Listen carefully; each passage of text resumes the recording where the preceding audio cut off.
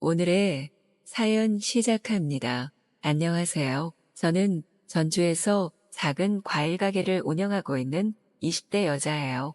부모님이 오랫동안 한자리에서 장사를 하셨는데 먹고 살기에 나쁘지 않고 또 워낙 단골분들이 많아서 저도 같이 일을 하게 됐어요. 건물이 오래됐지만 저희 건물이기도 해서 세낼 필요도 없으니 큰돈 들이지 않고 벌어먹으며 살 수 있거든요. 그래서 저도 주위 친구들과는 조금 다른 삶이지만 만족하며 지내고 있죠. 오늘은 제가 이 과일 가게 장사를 하면서 특별한 일이 생겨서 이렇게 사연을 보내봐요. 저는 원래 대학교를 가지 않을 생각이었지만 부모님이 요즘 다들 대학은 졸업하는데 너만 안 가면 나중에 후회할지 모른다며 억지로 보내셨어요. 그래서 그냥 전주에 있는 대학교를 졸업했고 역시나 지금 하는 과일 가게랑은 전혀 상관이 없는 전공이에요. 그래도 캠퍼스 추억도 많이 생겼고 정말 좋은 대학 친구들도 생겨서 후회하지는 않는 것 같아요.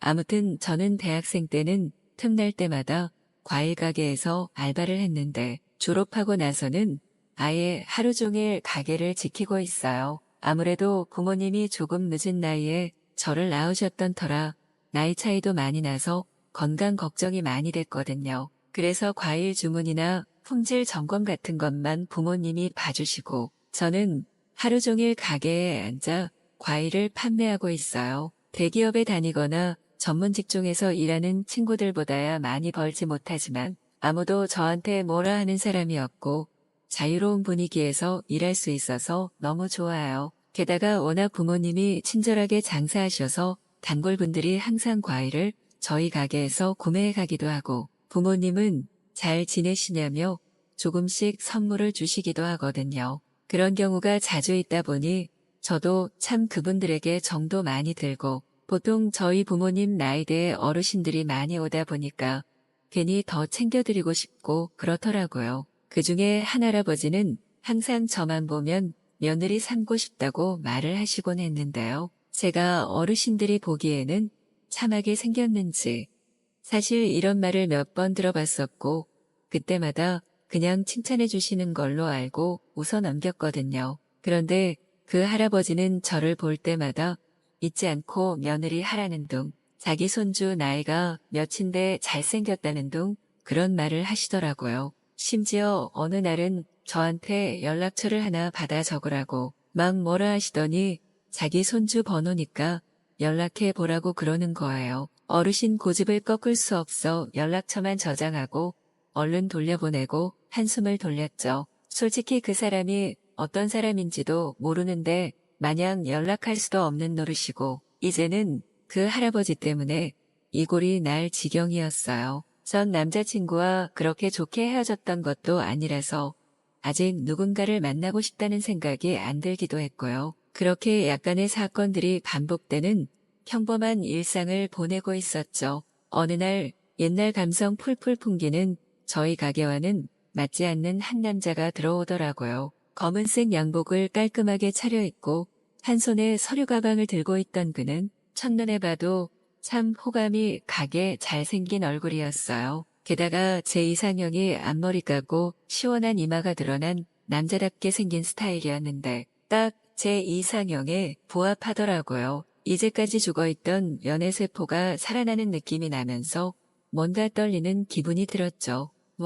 저 말고 어떤 여자든 그럴 것 같지만요. 저는 아무렇지 않은 척 여기 찾아오시기 쉽지 않았을 텐데 어떻게 오셨냐며 넉살 좋게 말을 걸었고 그는 예상치 못한 말을 했어요. 자기 할아버지가 며느리 삼을 사람 여기서 일한다며 하도 가보라고 매일같이 잔소리하셔서 와봤다고요. 저는 그 순간 저에게 집요하게 손주 만나보라고 하는 할아버지가 문득 생각이 났고 속으로 이렇게 잘생긴 사람이었으면 진작 소개받을 걸 하는 웃긴 생각이 쓱 스쳤어요. 그는 당황하는 것 같은 제 얼굴을 쳐다보다가 살짝 웃더니 할아버지가 마음에 들어 하실 만하다며 예쁘시다고 갑자기 훅 칭찬을 하더라고요. 저도 어쩔 수 없는 여자인지라 외모 칭찬을 받으니까 얼굴이 확 빨개지는 느낌이 나고 부끄러웠어요. 그러면서도 저는 괜히 그에게 무슨 소리를 하는 거냐며 저 놀리는 거냐 툴툴댔죠. 어떻게 처음 만나는 사람한테 이렇게 뻔뻔하게 말을 할 수 있는 건지 그가 이해가 가지 않았는데 그럼에도 너무 잘생겼다 보니까 그런 뻔뻔함도 좋더라고요. 아무튼 이 사람 참 심상치 않구나 하는 생각도 들고 하긴 저 얼굴이면 어떤 여자든 쉽게 넘어갔을 거니까 저렇게 자신감이 넘치나 싶기도 했어요. 그는 할아버지가 자주 사가셨던 과일을 자기도 똑같이 사면서 앞으로 자주 얼굴 보자는 말을 하고 떠나더라고요. 뭔가 한바탕 폭풍이 지나간 것 같은 느낌에 얼떨떨하기도 하고 되게 묘한 감정이 올라왔어요. 마치 제가 드라마 주인공이 된 것 같은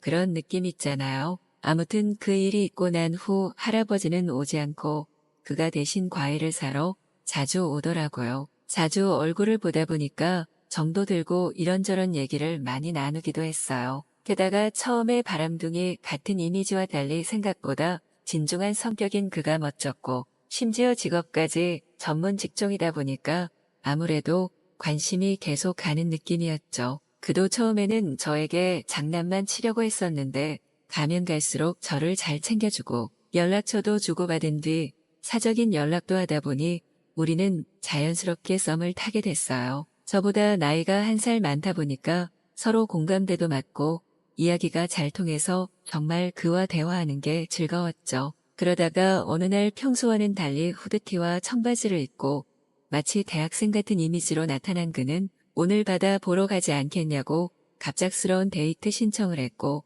저는 당연히 좋다고 대답했어요. 그렇게 우리는 드라이브 분위기를 한껏 내며 대천으로 놀러 갔고 조개구이를 먹으며 술도 한잔하고 벌개진 얼굴로 손을 잡고 밤바다를 걷기도 했죠. 잘생긴 그의 옆모습을 쳐다보기만 해도 뭔가 부끄러워지는 기분이 들었고 우리 둘은 한참을 아무 말 없이 걷기만 하다가 문득 그가 말을 꺼내더라고요. 이렇게 저와 같이 있으니 너무 좋다고 우리 참 잘 맞는 것 같지 않냐며 진지하게 만나보지 않겠냐 물었어요. 저는 뛰는 심장을 진정시키며 장난스럽게 할아버지가 참 보는 눈이 있는 것 같지 않냐 말했죠. 그는 웃으면서 걸음을 멈추고 조심스럽게 입을 맞췄고 전 그 순간 세상에 저희 둘만 있는 것 같은 로맨틱함에 휩싸였어요. 그렇게 저희는 다시 부산으로 돌아오는 대신 대전에 숙소를 잡아 함께 들어갔죠. 그리고 술도 마셨겠다.